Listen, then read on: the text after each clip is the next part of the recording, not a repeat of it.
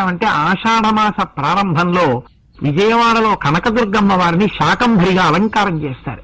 ఎందుకంటే దుర్గ ఒకరు, శాకంభరి ఒకరు కాదు. రాక్షస సంహారం చెయ్యడానికి వచ్చినటువంటి స్వరూపానికి దుర్గా అని పేరు.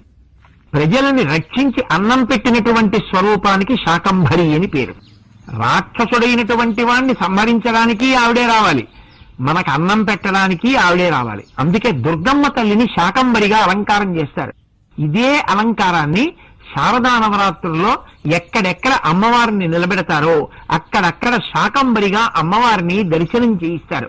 మంచి మంచి కాయలు, పళ్ళు, ఆకులు అన్నీ తీసుకొచ్చి అమ్మవారి చేతులకి అన్నిటికీ కూడా చేతుల్లో పొట్లకాయలు అవి పట్టుకున్నట్టు కాయల కూరలతోటే పెద్ద పెద్ద దండలు తయారు చేసి వేస్తారు.